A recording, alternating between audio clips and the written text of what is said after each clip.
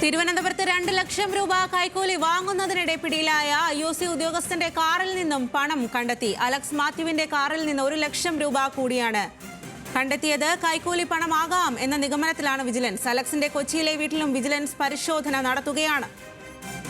കൂടുതൽ വിവരങ്ങളുമായി ചന്തു ചന്ദ്രശേഖറാണ് ചേരുന്നത്.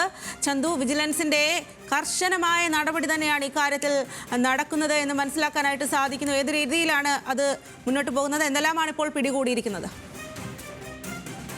ഈ അലക്സ് മാത്യു വന്ന കാറിൽ നിന്നാണ് ഇപ്പോൾ 1 ലക്ഷം രൂപ കണ്ടെത്തിയിരിക്കുന്നത്. വിജിലൻസ് നടത്തിയ പരിശോധനയിലാണ് ഈ 1 ലക്ഷം രൂപ കാറിൽ നിന്ന് കണ്ടെത്തിയത്. അലക്സ് മാത്യു കാറ് മനോജിന്റെ, അതായത് പരാതിക്കാരനായ മനോജിന്റെ വീട്ടിന് സമീപം മറ്റൊരു സ്ഥലത്തേക്ക് മാറ്റി പാർക്ക് ചെയ്തിരിക്കുകയായിരുന്നു.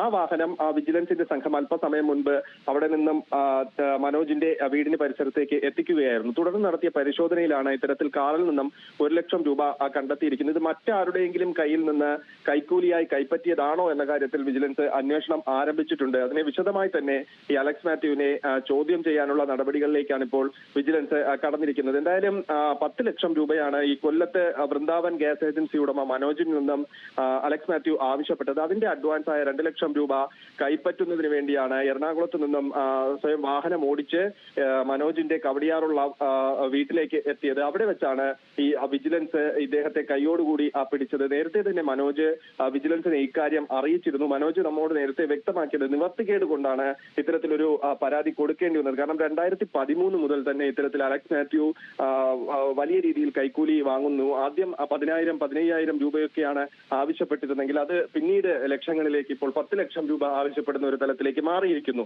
ആ ഒരു സാഹചര്യത്തിലാണ് പരാതി കൊടുക്കാൻ തയ്യാറായതെന്നാണ് മനോജ് വ്യക്തമാക്കിയത്. എന്തായാലും വിജിലൻസ് കൈയോടുകൂടി തന്നെ അലക്സ് മാത്യുവിനെ പിടിച്ചിട്ടുണ്ട്.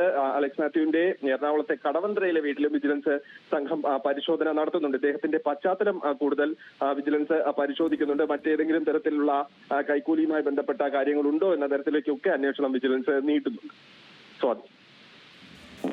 ശരി, വലിയ തരത്തിലുള്ള നടപടി തന്നെയാണ്. തിരുവനന്തപുരത്ത് 2 ലക്ഷം രൂപ കൈക്കൂലി വാങ്ങുന്നതിനിടെ പിടിയിലായ IOC ഉദ്യോഗസ്ഥന്റെ കാറിൽ നിന്നും പണം കണ്ടെത്തിയിരിക്കുന്നു എന്നുള്ളതാണ്. അലക്സ് മാത്യുവിന്റെ കാറിൽ നിന്ന് 1 ലക്ഷം രൂപ കൂടിയാണ് കണ്ടെത്തിയിരിക്കുന്നത്. ആ വിവരങ്ങളാണ് ചന്തു നൽകിയത്.